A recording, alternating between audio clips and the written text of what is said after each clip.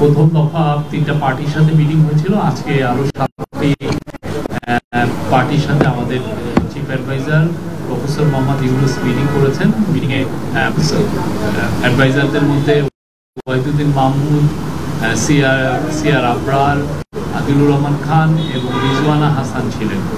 তো আমি স্যারের যে মেসেজ যেটা ছিল সেটা আমি একটু পড়ে শোনাচ্ছি আপনাদেরকে।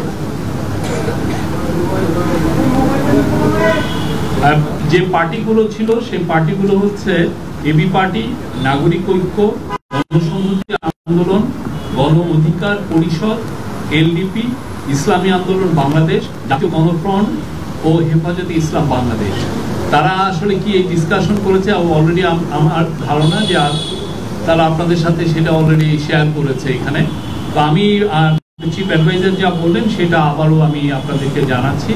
প্রধান উপদেষ্টা বৈঠকে সুস্পষ্টভাবে বলেছেন নির্বাচন ফেব্রুয়ারি মানে 2026-এর ফেব্রুয়ারির প্রথমার্ধেই অনুষ্ঠিত হবে। সুষ্ঠু উৎসবমুখ নির্বাচনের জন্য রাজনৈতিক দলের কাছে, দলগুলোর কাছে তিনি পরামর্শ চেয়েছিলেন মিটিংয়ে। তিনি বলেছেন, এটা তার কোট, আপনি লিখতে পারেন কোট হিসেবে, আনন্দ ও উৎসব মুখর পরিবেশে নির্বাচন হবে।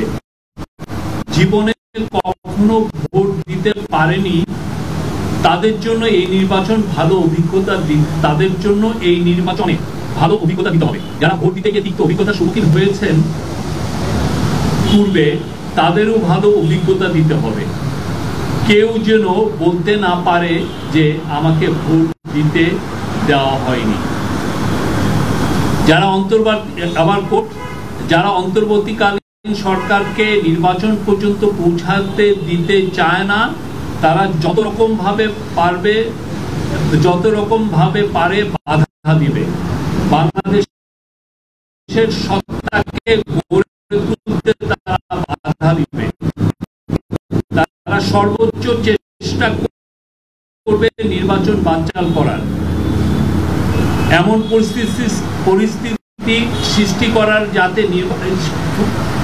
পরিস্থিতি সৃষ্টি করার চেষ্টা করবে যাতে নির্বাচন না হয়। এগুলোর কিছু কিছু লক্ষণ এখন দেখা যাচ্ছে, সামনে আরো আসবে। এই জন্য আমাদের আরো সতর্ক হতে হবে।